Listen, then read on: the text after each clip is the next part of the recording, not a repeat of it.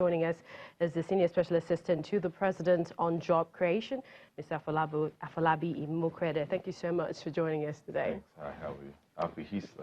Same to you. So let's ask you first, are you of the opinion, the school of thought, that unemployment is fueling Nigeria's insecurity? Well, so not, how do I put this? In some way, yes. But in another way, we also need to understand that there's also religious extremism that's not necessarily tied to unemployment. So it all really has to do with what happens, how we check with our religious leaders. Let's also remember that just yesterday as well, Easter Sunday, we had the global issue in Sri Lanka, where it was targeted primarily at churches and hotels where you have a lot of Western visitors. So there is the global rising tide of terrorism. There is the rising tide of extremism of different forms, and all of these, bear the same trend, of, these attacks. Yeah. So on one hand, that's something that we also need to bear in mind. However, yes, when you look at the cadre, the age group of a lot of these converts into this extremism of any sort, some of it obviously fall within the cadre of those that you will see are most hit with the unemployment statistics. It's interesting that you're saying, it's extremism, even though they've been branded bandits. We've also heard herdsmen's attacks, different names in Nigeria, but it's also very disturbing.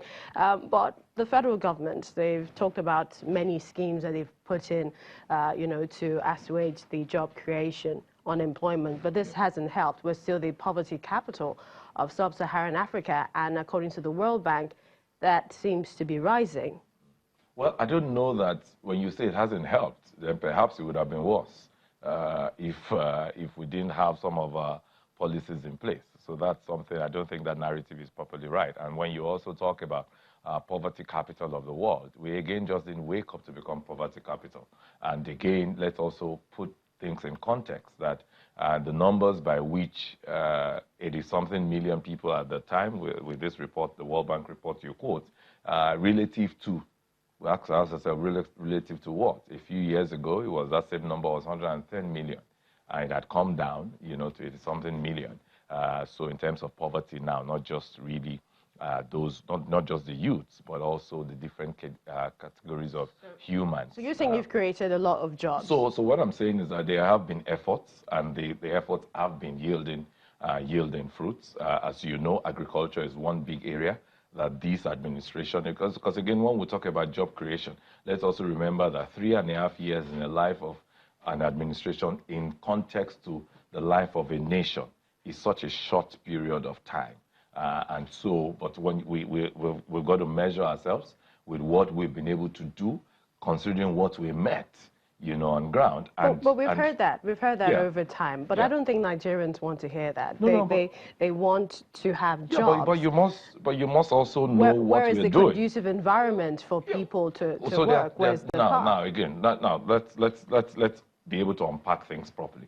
When you talk about jobs, agriculture is one area where we've done a whole lot of work, and there's been a whole lot of reforms. And if you see, there are a lot of small businesses, small businesses, even technology-driven small businesses like the Tribe Agrics and all that is happening in that space.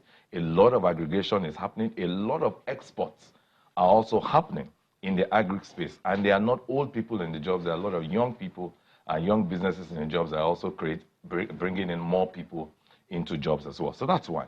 Aside from that, there's also been the immediate approach to stemming unemployment with the Empower program, where we have 500,000 youths across the country engaged directly by the federal government, even though they serve in all of the states and FCT.